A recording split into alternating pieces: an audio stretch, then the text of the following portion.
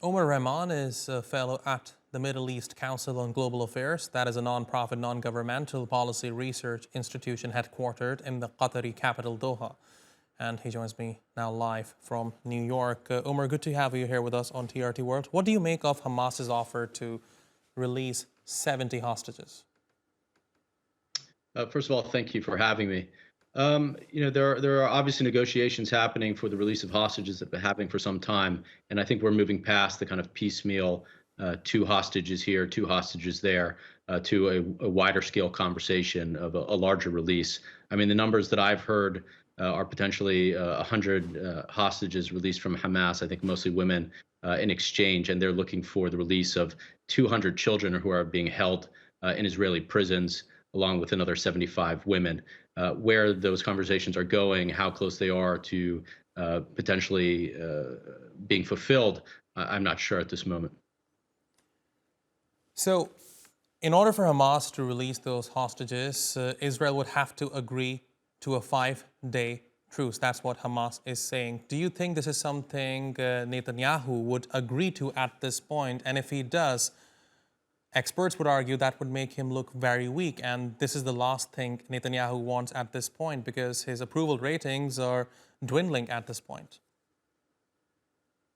Well, he's going to face pressure from both sides. I don't know about weakness, but there are obviously families within Israel that want to see their loved ones return home, and there's going to be domestic pressure for that to happen. At the same time, Netanyahu has showed no willingness whatsoever to have a ceasefire here under any conditions, whether it's for the release of hostages or not.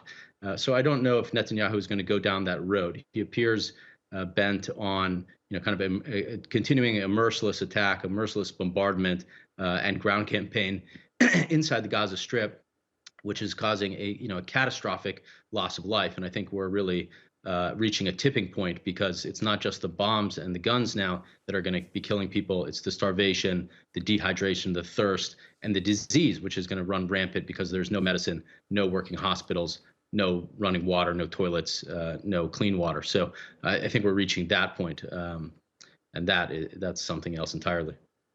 I want to ask you a very simple question. Do you think Netanyahu even cares about these things? About the hostages themselves, or about the loss of civilian casualties? About people on the brink of starvation, hospitals being attacked across the besieged enclave? No, I don't think he cares. I think Palestinians have been completely dehumanized within Israeli society, but particularly by Netanyahu and his cohort of right-wing officials. They don't see Palestinians as human, and they've said so publicly. They see Palestinians as animals, and that allows them to do whatever they want and kill civilians. And I think there's a larger, political agenda here, or a larger military agenda here, which is, I think that Netanyahu is looking for a paradigm shift from the kind of pre-October 7th status quo, and that is the elimination of Gaza as an entity. And I think what he's doing here, in terms of just a merciless bombardment, a total siege, is to inflict, so much destruction, physical destruction on the Gaza Strip, so much killing and death on the people, and to make Gaza unlivable, so that the people will flee. I think that is the agenda, and Israel will control Gaza without the people of Gaza. So no, I don't think he cares about the loss of life. In fact, I think that's what he's looking for. Fascinating insights into the topic. Omar Rahman, thank you very much for talking to us here on TRT World. Thanks for having me.